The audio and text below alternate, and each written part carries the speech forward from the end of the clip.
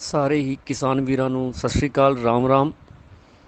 ਜਿਸ ਤਰ੍ਹਾਂ ਕਿ ਆਪ ਸਭ ਜੀ ਨੂੰ ਪਤਾ ਹੈ ਕਿ ਨਰਮੇ ਦੀ ਫਸਲ ਜਿਸ ਨੂੰ ਚਿੱਟੇ ਮੱਛਰ ਨੇ ਬਹੁਤ ਜ਼ਿਆਦਾ ਨੁਕਸਾਨ ਪਹੁੰਚਾ ਰੱਖਿਆ ਇਸ ਟਾਈਮ। ਅਸੀਂ ਗੁਲਾਬੀ ਸੁੰਡੀ ਤੋਂ ਡਰਦੇ ਹੋਏ ਇਹ ਸੋਚ ਰਹੇ ਸੀ ਕਿ ਸ਼ਾਇਦ ਗੁਲਾਬੀ ਸੁੰਡੀ ਕਰਕੇ ਨਰਮੇ ਦੀ ਫਸਲ ਖਰਾਬ ਹੋਏਗੀ, ਲੇਕਿਨ ਉਸ ਤੋਂ ਪਹਿਲਾਂ ਹੀ ਚਿੱਟੇ ਮੱਛਰ ਨੇ ਸਾਡੇ ਨਰਮੇ ਦੇ ਫਸਲ ਦੇ ਵਿੱਚ ਖੂਬ ਤਬਾਹੀ ਮਚਾਈ ਹੋਈ ਹੈ। ਅਤੇ ਮੇਰੇ ਸਾਰੇ ਕਿਸਾਨ ਵੀਰ ਬੜੀ ਸੂਝ ਸਮਝ ਨਾਲ ਬਹੁਤ ਸਾਰੀਆਂ ਸਪਰੇਆਂ ਵੀ ਕਰ ਚੁੱਕੇ ਹਨ, ਪਰ ਓਵਰਆਲ ਜਿਹੜਾ ਰਿਜ਼ਲਟ ਹੈ ਉਹ ਹਾਲੇ ਤੱਕ ਵੀ ਜ਼ੀਰੋ 'ਤੇ ਹੈ। ਮੌਸਮ ਦਾ ਬਿਲਕੁਲ ਚਿੱਟੇ ਮੱਛਰ ਲਈ ਅਨੁਕੂਲ ਹੋਣਾ, ਉਹਦੇ ਵਾਧੇ ਲਈ, ਉਹਦੇ ਬੱਚਿਆਂ ਦੇ ਲਈ ਇਹ ਬਹੁਤ ਹੀ ਖਤਰਨਾਕ ਸਥਿਤੀ ਵੱਲ ਜਾ ਰਿਹਾ ਹੈ।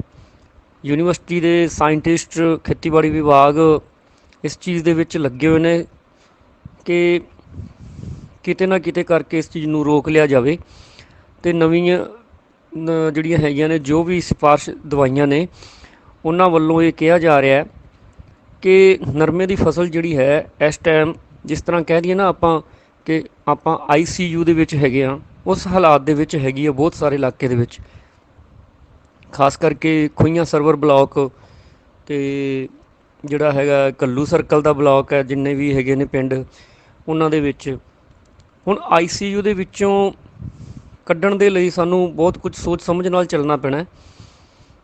ਕੱਲ੍ਹ ਵੀ ਜਿਹੜੀ ਹੈਗੀ ਹੈ ਕਾਫੀ ਸਾਰੇ ਫਾਰਮਰਸ ਇਕੱਠੇ ਹੋ ਕੇ ਡਾਕਟਰ ਵਿਜੇ ਸੀਨੀਅਰ ਐਂਟੋਮੋਲੋਜਿਸਟ ਹੈਗੇ ਨੇ PAU ਤੋਂ, doctor PK Arora ji, doctor ਖੇਤਰੀ ਖੋਜ ਕੇਂਦਰ ਤੋਂ ਅਬੋਹਰ ਤੋਂ ਡਾਕਟਰ ਮਨਪ੍ਰੀਤ ਸਿੰਘ ਜੀ, ਇਹ ਲਗਾਤਾਰ ਇਹਨਾਂ ਦੀਆਂ ਟੀਮਾਂ ਮਿਲ ਕੇ ਦੇਖ ਰਹੀਆਂ ਨੇ, ਸਰਵੇ ਹੋ ਰਿਹਾ ਹੈ।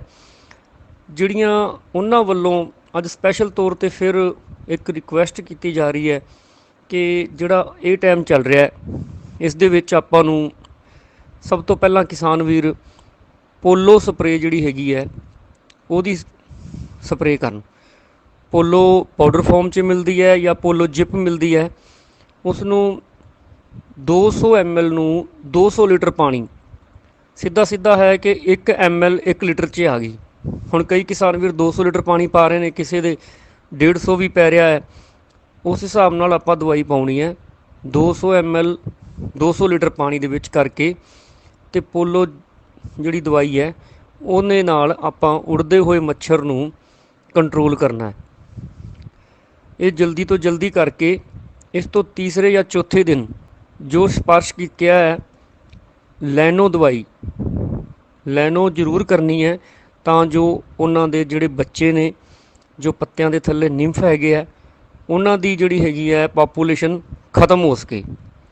ਹੁਣ ਆਪਾਂ ਚਿੱਟੇ ਮੱਛਰ ਨੂੰ ਮਾਰਾਂਗੇ ਤਾਂ ਜਿਹੜੇ ਥੱਲੇ ਬੱਚੇ ਰਹਿ ਗਏ ਸੀ ਉਹਨਾਂ ਨੇ ਫਿਰ ਅੱਗੇ ਬਾਲਗ ਬਣ ਜਾਣਾ ਹੈ, ਅਤੇ ਆਪਾਂ ਸੋਚਦੇ ਹਾਂ ਵੀ ਸਾਡੀ ਸਪਰੇਅ ਨੇ ਕੰਮ ਨਹੀਂ ਕੀਤਾ।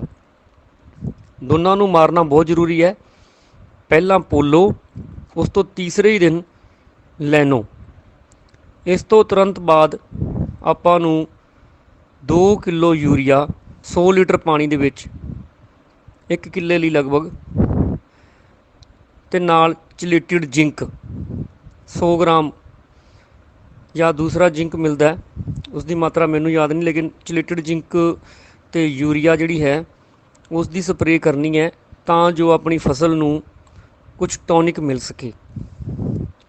ਉਹੀ ਗੱਲ ਮੈਂ ਪਹਿਲਾਂ ਕਹੀ ਹੈ, ਜਿਸ ਤਰ੍ਹਾਂ ICU ਦੇ ਵਿੱਚ ਫਸਲ ਹੈ, ਆਪਾਂ ਨੂੰ ਗਲੂਕੋਜ਼ ਵੀ ਚਾਹੀਦਾ ਅਤੇ ਨਾਲੇ ਐਂਟੀਬਾਇਓਟਿਕ ਵੀ ਚਾਹੀਦੇ ਨੇ, ਦਵਾਈ ਵੀ ਚਾਹੀਦੀ ਹੈ। ਜਿਹੜੇ ਨਰਮੇ ਜ਼ਿਆਦਾ ਕਾਲੇ ਹੋ ਚੁੱਕੇ ਹਨ ਉੱਥੇ ਅੱਜ ਡਾਕਟਰ ਸਤਨਾਮ ਸਿੰਘ